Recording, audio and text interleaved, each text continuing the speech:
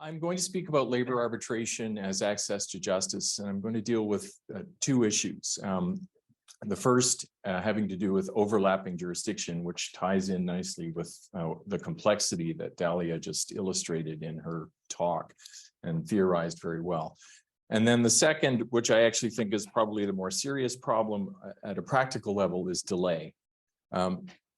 Now, arbitration has become, in effect, labor arbitration under collective agreements has become, as a result of a series of decisions of the Supreme Court of Canada, drawing out the implications of the relationship between public and private law, has become, in effect, the forum in which most public law issues governing the workplace in unionized environments are adjudicated and decided. So if you have, for example, a complaint that pertains to rights against discrimination under a human rights code in the workplace, that complaint now must be presented in front of an arbitrator rather than taken to the tribunal that is typically created by human rights legislation to hear and decide these cases. And this was clarified by the recent Supreme Court of Canada decision in Horrocks versus Northern Regional Health Authority.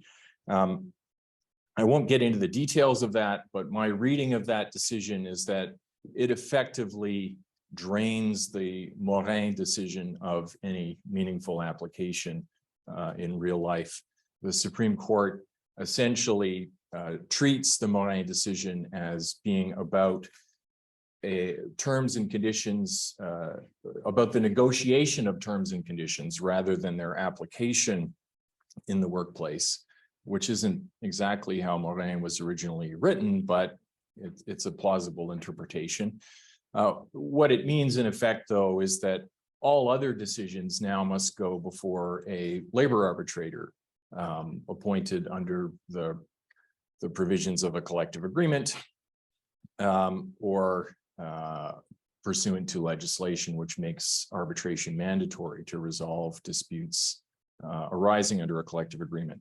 So what this arbitral jurisdiction now is essentially exclusive over the vast majority of public law disputes, as well as, of course, the private law disputes that arise under the terms of the collective agreement itself.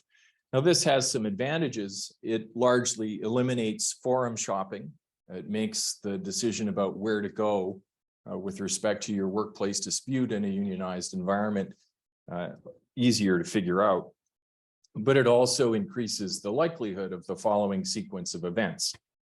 First, the union takes a case to arbitration or declines to do so.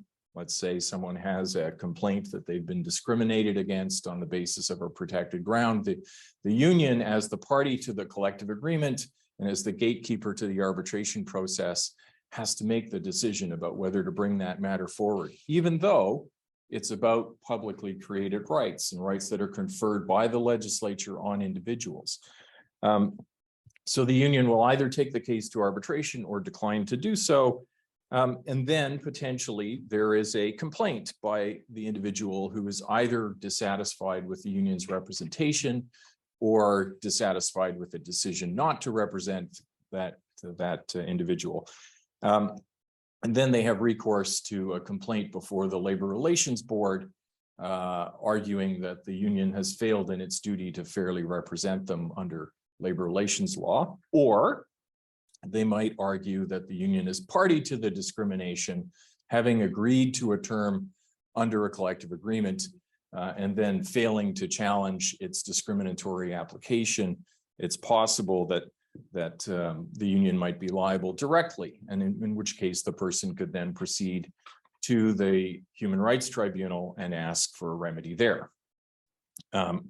Now, all of this, of course, means that differences of interest between the individual and the union that may arise in these kinds of cases are going to be resolved at this second stage, rather than earlier, where there might have been a decision, for example, by the union to say to the individual, look, we don't think you have a case, but if you want to take it to the Human Rights Tribunal, be our guest. We're not going to oppose that or stand in the way of it. At one time, it was arguable that that individual could take that case, but I don't think so any longer. So human rights, public law, publicly conferred individual rights are now firmly within the pluralist industrial relations framework that those of us who've worked in labor law are very familiar with, in which grievance arbitration and access to justice in the arbitration forum is essentially an extension of negotiation between the employer and the union. Cases can be settled, they can be compromised, and the union is entitled to, and indeed must, take into consideration the relationship of that individual claim to the broader best interests of the workers that it represents as a whole. This isn't necessarily a bad thing. My colleague, Elizabeth Shilton, who worked with me at the Center for Law in the Contemporary Workplace after a long and I think illustrious career as a union labor lawyer, union side labor lawyer, wrote some very insightful articles talking about the difficulties of this intersection between individual and collective interests and rights, and argued that human rights issues are intertwined with other issues almost necessarily. Think about it. Often a human rights claim will arise in the context of discipline being imposed on an employee or a termination for non-performance. How do you disentangle the human rights aspects from the just cause aspects, to provide one common illustration? And there is no principled reason, she argues, why arbitrators shouldn't have exclusive jurisdiction and unions should not be able to filter claims in the way that they do with all other issues that arise in the workplace. And she makes the point that while human rights are very important, so are many other rights that arise under collective agreements, such as just cause or the right to be paid for the work that you do, and so on. But this does place a lot of weight on the traditional pillars of the pluralist framework, and it revives old questions that my now deceased colleague Bernie Adele wrote about very eloquently over the course of his career. Why should individual employees only be able to challenge a decision to let public rights languish when a union has acted arbitrarily in bad faith or in a discriminatory manner? Should employees not have a right to bring their own claims, perhaps at their own expense, before an arbitrator? Or perhaps, as Elizabeth Shilton argues, before a public tribunal with comprehensive jurisdiction, so that you wouldn't have to parcel out the claim into its human rights components and its just cause components and deal with those components separately. Now, I think there's still good reason to think that the old system can bear the weight of these new responsibilities.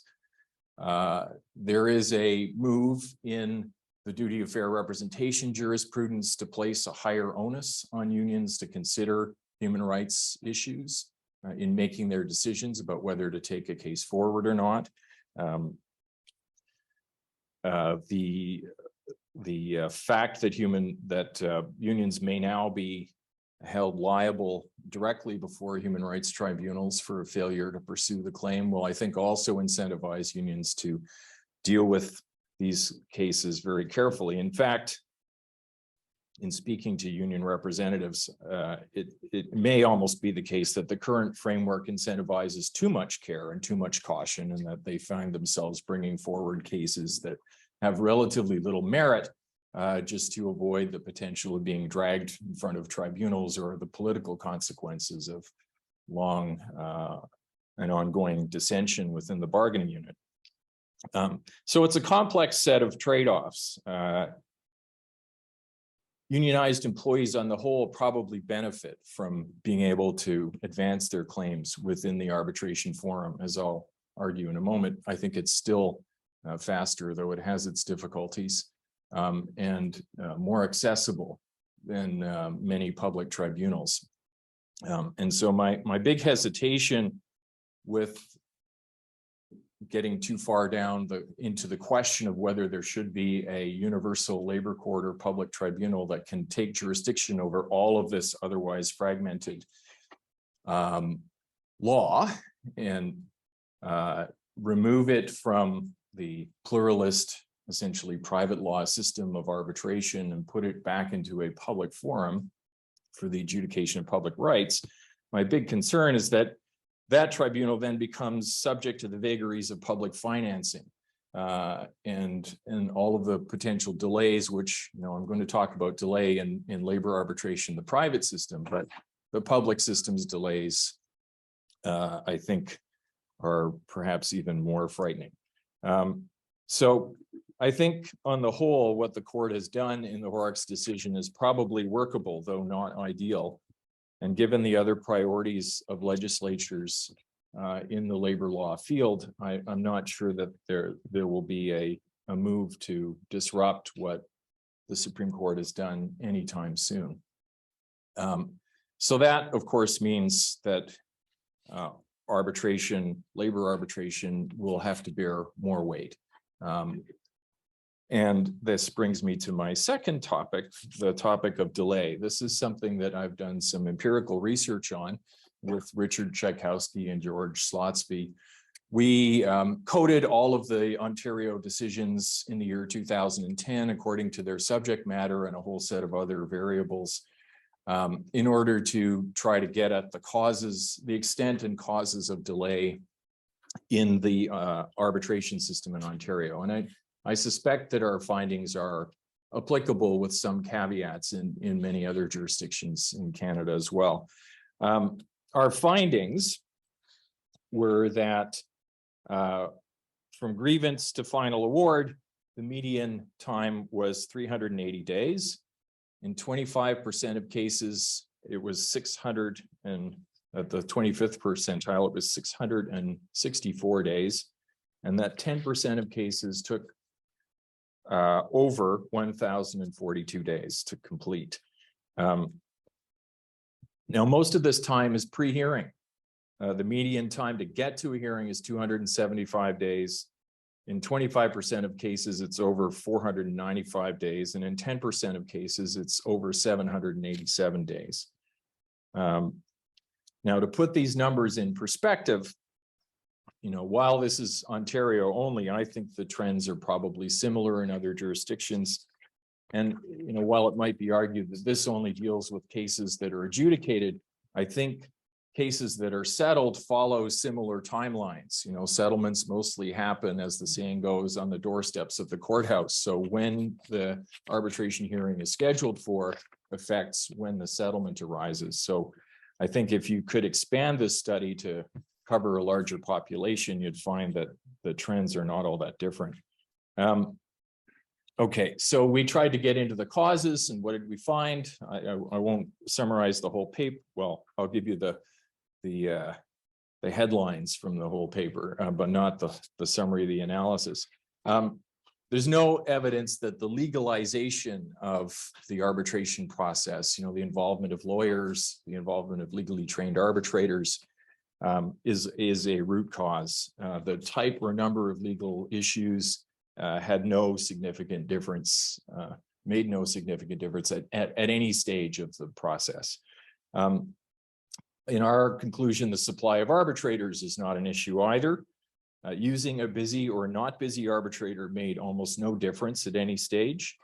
So the availability of experienced arbitrators is not a binding constraint.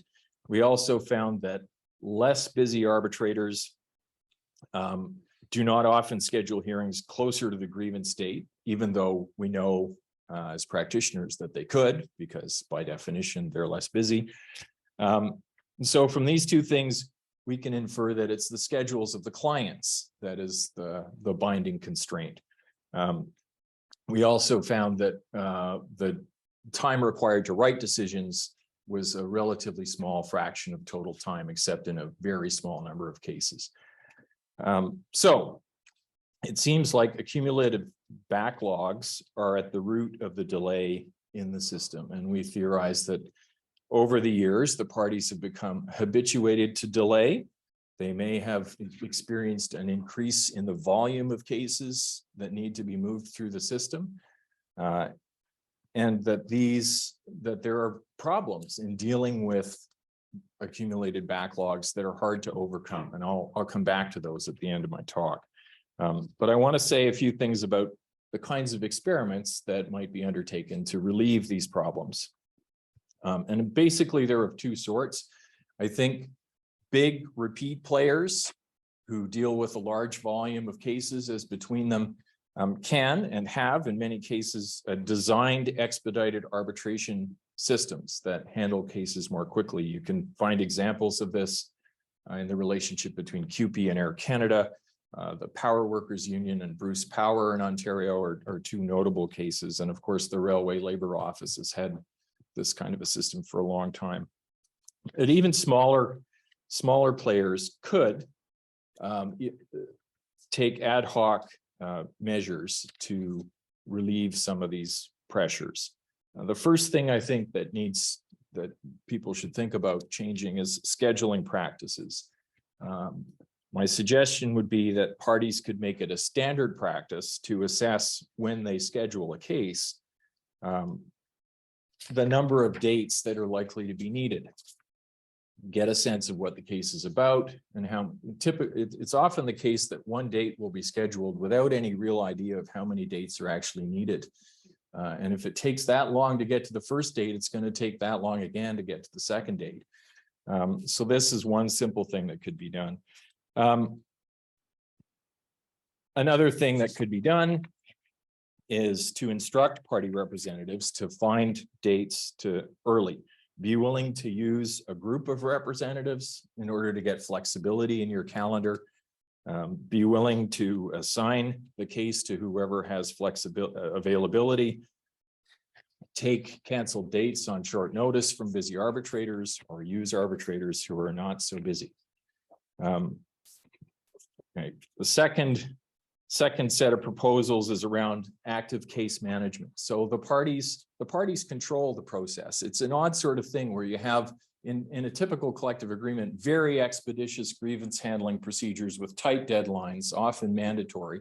And then the case is referred to arbitration and floats into a completely unmanaged space where it languishes for the time periods that I gave you earlier.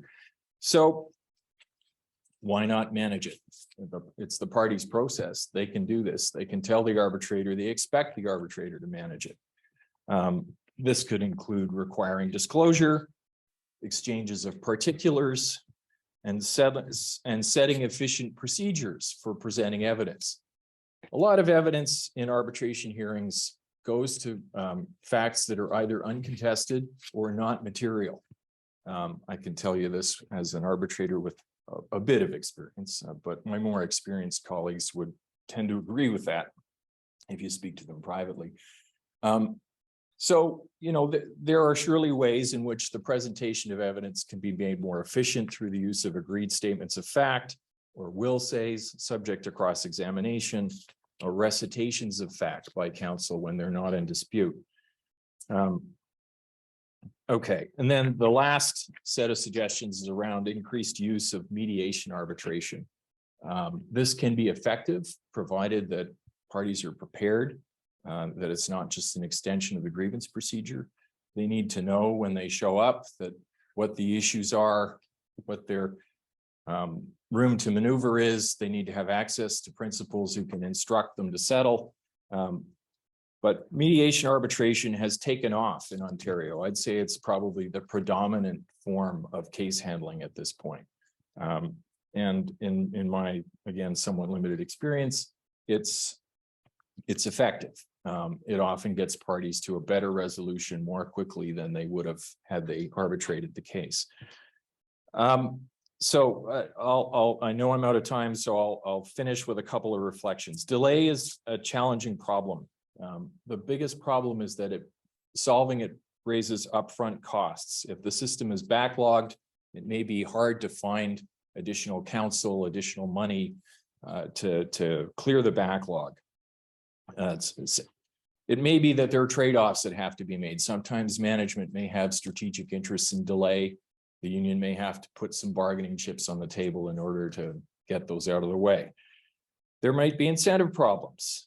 Arbitrators depend on the parties to get reappointed. If the parties aren't clear that they want this kind of active management, arbitrators don't want to make trouble for them by saying, hey, how come you haven't done disclosure yet? Why are we wasting time on all of this uninteresting presentation of evidence that's not going to be material to my decision? You're not going to say that to people that you depend for reappointment on. So you need clarity from them. And counsel may find comfort in a calendar that's filled a long way out and guarantees a continuing stream of income. So the parties need to wrest a bit of control from their counsel and say you're going to have to live with a little less certainty. The work's always going to be there anyways, so it's not that big of a problem. The costs of fixing all of these problems are relatively small in relation to what the parties bargain over in a collective bargaining relationship, right? In relation to the total compensation costs and so on. So it's simply a matter of understanding what needs to be fixed, how to fix it, and then putting some resources towards that goal. I'll stop there.